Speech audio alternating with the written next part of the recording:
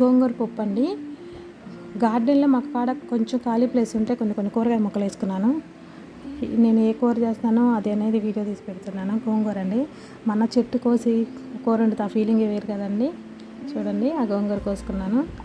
ఇంకా కందిపప్పు వేసుకొని వాటర్ వేసుకున్నానండి. ఒక 10 నిమిషాలు నానబెట్టాను, ఎందుకంటే పులుపుకి పప్పు గింజలు ఉడకవని ఒక 10 నిమిషాలు నానబెట్టేసి నేను గోంగూర కోసుకొని వచ్చానండి. పచ్చిమిర్చి 5-6 వేసుకున్నాను.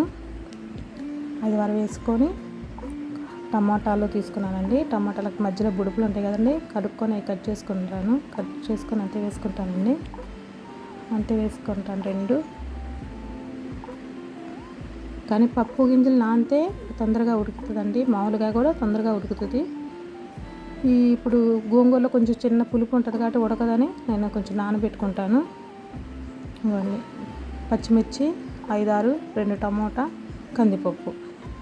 తర్వాత గోంగూర కోసుకొచ్చుకున్నాను కదండి, కడుక్కొని పెట్టుకున్నాను. అది చూడండి, అట్లా దాంట్లో కందిపప్పులో కుక్కర్లో పెట్టేసుకుంటున్నాను.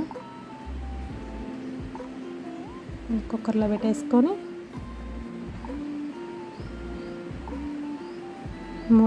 మూత పెట్టేసుకుంటానండి. 3 విజిల్లు వస్తాయి. 3 విజిల్లు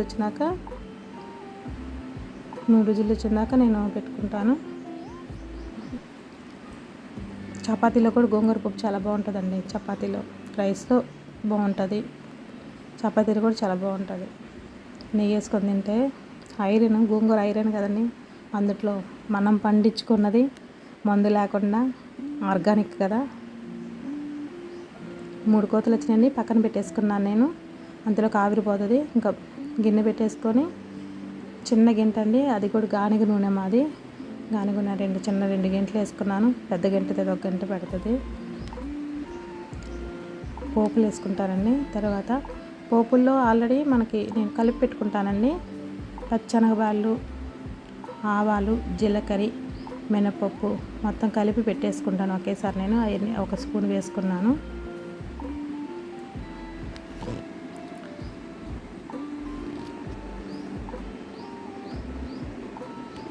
కొంచెం అవి వేగినాక పెద్దలపాయలు కొంచెం పెద్దగా కట్ చేసుకుంటానండి. పప్పులోకి కదా బాగుంటుంది, అలా కట్ చేసుకుంటాను. అవి మళ్ళీ ఎండుమిర్చి 2 ఎర్రగా తీసి వేసుకున్నాను. తొడని తీసుకొని వేసుకోవచ్చు, అంతే వేసుకోవచ్చు. నేనైతే అంతే వేసుకున్నాను. కరివేపాకు వేసుకున్నాను. ఇంకా కలుపుకుంటానండి, అడుగట్టుకుంటాను. మొత్తం ఒకేలాగా కాలాలని అంతే వదిలేస్తే పైన కింద మాడిపోతే పైన అలానంటే కలుపుకోవాలి. మనం తీసుకుంటూ ఉండాలి. గోల్డెన్ కలర్లో వేగాలండి. చాలా అంటే చాలా ఈజీ అండి. చేతగానాలు కూడా వండేసుకోవచ్చు ఇది.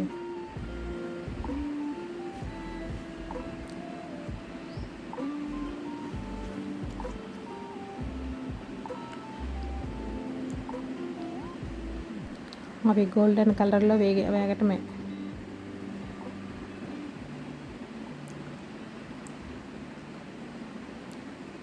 మరి దీంట్లో చింతపండు కూడా వేసుకోము, ఎందుకంటే గోంగూర పులుపు ఉంటుంది కాబట్టి చింతపండు అవసరం లేదు.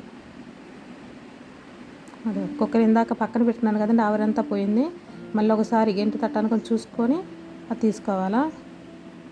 ఇంకోండి చూడండి ఎంత చక్కగా ఉడికిందో. కారం, సాంబార్ కారం అండి నేను చేసి పెట్టినాను. కల్లుప్పు 1 చెంచా వేసుకున్నాను.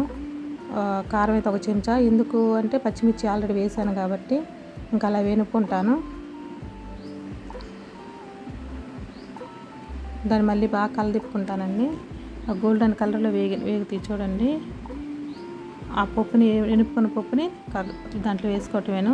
మనం పోపు పెట్టుకున్నాం కదా, దాంట్లో వేసుకోవటమేను. చూడండి అండి ఎంత చక్కగానే. మళ్ళీ ఆ కుక్కర్లో కొంచెం వాటర్ వేసుకుంటా అండి. అట్లా కలుపుకొని, ఏది వేస్ట్ చేయకూడదు కదండి, చాలా అంటుకొని ఉంటుంది, గింట దాకా ఉంటుంది. దాంట్లోనే కొంచెం వాటర్ వేసుకొని, మరి ఇలా పిడసలాగా ఉంటుంది.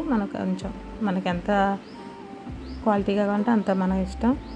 నేనైతే కొద్దిగా చక్కగానే చేసుకున్నాను. కొంచెం వాటర్ వేసుకొని కలదిప్పుకొని వేసుకున్నాను. అవన్నీ అయిపోయిందండి.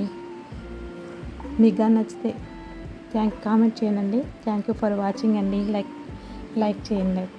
Please subscribe.